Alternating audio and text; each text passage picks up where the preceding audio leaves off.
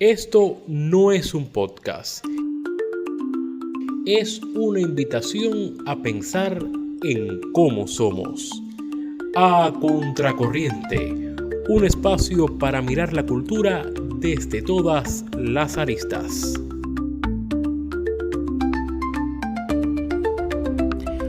Hola, bienvenidos a un nuevo episodio de este podcast que busca solamente sugerir, dejar un bocado de lo que son temas que marcan sin dudas las formas de entender, de comprender y también de dialogar en torno a la cultura. Esto es Contracorriente, soy Eric Méndez Díaz y me acompaña el profesor Omar González. Profe, bienvenido nuevamente. A la orden. Vamos a conversar, lo dejábamos pendiente en el episodio pasado, acerca de la colonialidad del ser y del saber. Un tema que viene muy ligado y un poco hemos ido esta temporada, que ya casi termina, hemos ido concatenando entre temas porque en sí abordar la cultura de diferentes aristas, desde un punto de vista abierto, contracorriente, descolonizador, nos busca justamente a adentrarnos en temas que son parte del día a día y que a veces no tenemos bien identificados. Por eso, justamente hablar hoy de esta colonialidad del ser y del pensar, del saber, que viene tan ligado también a lo que hablábamos en el episodio pasado, interculturales. O sea, de cómo estas industrias, estos productos derivados de interculturales influyen directamente en esa forma de entender el mundo y de querer ser como nos muestran esos productos, ¿no? Un poco por ahí imagino que venga el tema que hablaremos hoy. Es un tema bien apasionante, reciente también, con este enfoque de la colonialidad, que no es lo mismo que la colonización, que no es lo mismo que el colonialismo, es un derivado mucho más reciente, es una categoría joven y que se propone precisamente ser una respuesta sobre todo a la noción eurocéntrica, occidentalocéntrica, anglocéntrica de la cultura, del pensamiento del mundo y de la percepción de la realidad. La colonialidad es, yo la asociaría a lo que solemos llamar el neocolonialismo. Pero la colonialidad es una matriz subjetiva que opera en el individuo y que pudiera llevarnos a pensar que en buena medida todos padecemos de colonialidad, digamos. Todos tenemos en nuestras vidas, en nuestra mirada, en nuestra visión del mundo, nuestra manera de ser, de comportarnos, de vivir, tenemos manifestaciones de colonialidad. Es eso que perdura. Se alcanzó supuestamente la independencia en el caso de América Latina, que es donde este concepto más fuerza tiene, también en Asia, en África también, por supuesto, pero sobre todo en América Latina, con la escuela de la filosofía de la liberación, que se gestó el grupo liderado por Enrique Dussel en Buenos Aires, y a partir de ahí se crean todas estas ideas que tienen que ver con el tema del pensamiento decolonial, de la visión descolonizadora y la visión nueva de enfrentar la realidad de los fenómenos heredados, el legado colonial heredado por las sociedades, en el caso específico de Latinoamérica. La colonialidad es una matriz subjetiva, está en ti, tiene que ver mucho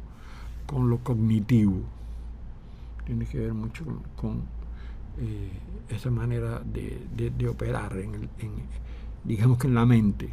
Ahí está la colonialidad y hace que te comportes de una manera que no es precisamente auténtica, que no es precisamente autóctona, sino dependiente de esos modelos hegemónicos. Aquí entran muchos conceptos en juego, están muchos conceptos en juego. La hegemonía, la colonización, la colonialidad. La colonialidad tiene diversos caracteres, diversas maneras de expresarse. Está, por ejemplo, la colonialidad del ser, que es la ontológica. Es el individuo que tiene esos efectos de la colonialidad, es portador de colonialidad. Está la colonialidad del poder, como el poder hereda toda la estructura, la infraestructura del colonialismo. Exacto. Y siguen siendo, se sigue gobernando en buena medida de la misma manera, con las mismas estructuras gubernamentales, con los mismos ministerios, las mismas organizaciones, el mismo diseño de la sociedad que se gobernaba en la colonia. Y no hay un cambio radical.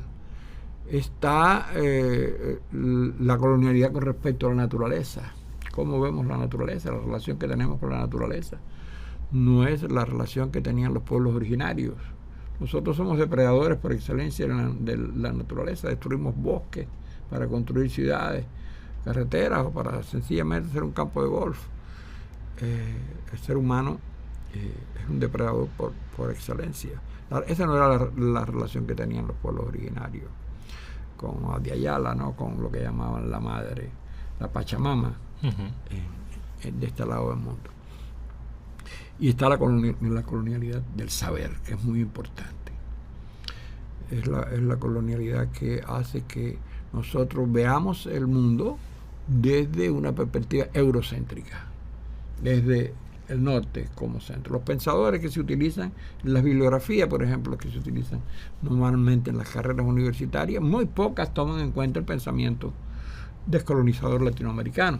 En muy pocas bibliografías tú te encuentras las grandes figuras del pensamiento latinoamericano, que tienen un carácter emancipador, de lucha. Y entonces vamos a beber siempre todos a las mismas fuentes. Las fuentes son europeas, norteamericanas, occidentales son las fuentes que hay.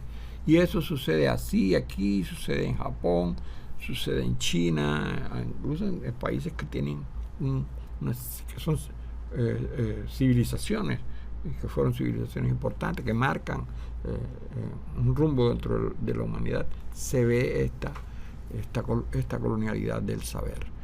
Algo muy importante, el ranking, por ejemplo, mundial de las universidades, está encabezado por Harvard, una gran universidad, no cabe duda. Es la universidad más rica del mundo. 54.000 millones de dólares de capital. Ahora mismo está en conflicto con Trump, que es un ser que no tiene absolutamente nada que ver con los saberes. Pero esa es la primera universidad.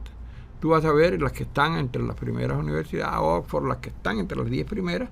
Ninguna de esas universidades son universidades vistas desde este lado del mundo. En el lugar 100 está la UNAM, Sao Paulo, Buenos Aires. Entonces nosotros no podemos partir de que ese ranking de universidades es el modelo, es el paradigma para nosotros aspirar a que nuestras universidades se parezcan a esas universidades, sean como esas universidades. Nuestras universidades tienen que partir de la premisa del Che cuando le dan el título de doctor honoris causa en Santa Clara, la Universidad Central de las Villas, que Che dice que la universidad se viste de negro, que se llena de obreros, de trabajadores. Esa es una universidad que le da oportunidad a que nunca había tenido la oportunidad de estudiar, de ser un profesional. Y esa es la universidad que tiene que aspirar a que la sociedad entera tenga oportunidad para saber, para el conocimiento. Y en Cuba hay muchísimos buenos ejemplos de ese pensamiento liberador, emancipador.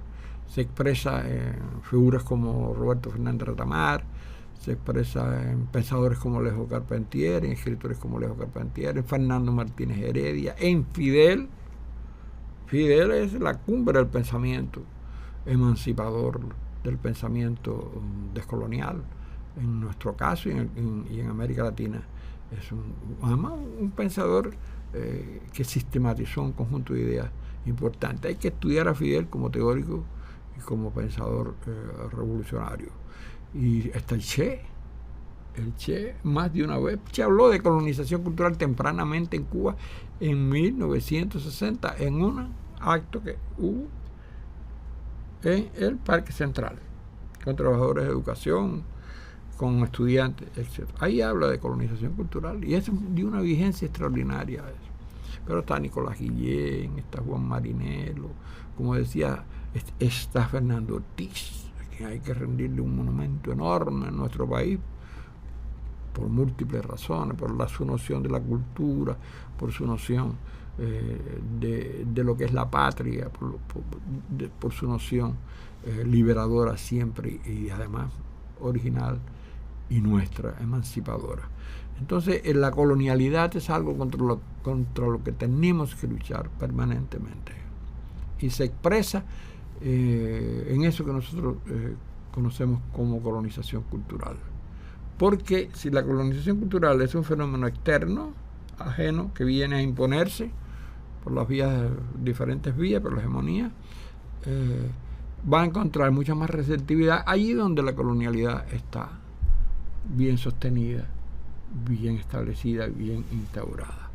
Es mucho más fácil, ya lo decía Gramsci, es mucho más fácil dominar una sociedad que ha sido dominada previamente desde el punto de vista cultural, dominarla económicamente, dominarla militarmente, someterla militarmente. Gramsci hablaba de los escenarios de la hegemonía, ¿no? Cómo esto se va logrando en la escuela, el papel de la iglesia o de la religión, el papel de los medios, que para la época de Gramsci todavía el cine estaba empezando a florecer, como quien dice. Eso es algo sumamente valioso que hay que tener en cuenta, y que ante ese fenómeno, esa embestida colonial, para lo cual existe en Cuba un programa que coordina el compañero Abel Prieto, un programa precisamente contra la colonización cultural, que va directo a ese fenómeno de la colonialidad. Es una respuesta propia nuestra y que es un compendio, una recopilación de respuestas y acciones y un programa, un plan de acción concreto frente a esa embestida imperial que también se da y con mucha fuerza por esta vía para adueñarse, para someter, para dominar la mente de nuestros ciudadanos, en primer lugar de nuestros jóvenes. Son temas que impactan directamente también en el pensamiento, en la forma de pensar, porque justamente van a eso, o sea, van a colonizarnos la mente y por supuesto con ello todo lo demás. Por tanto, creo que queda servida la mesa y de alguna u otra manera dar un cierre que no es total, por supuesto, a esta primera temporada en la que hemos hablado de temáticas de cultura, también de los usos de la cultura y también de cómo esa cultura llega hasta el público de diferentes aristas, de diferentes maneras, y cómo también en torno a ella o sobre ella se tejen diferentes instrumentos o herramientas que buscan de alguna u otra manera la colonización del ser y del pensar y del saber, y hablar entonces de estos temas. Por tanto, vamos a dejar el diálogo aquí por esta oportunidad y volveremos en un próximo episodio para seguir pensando, entendiendo, dialogando sobre cultura, siempre contracorriente.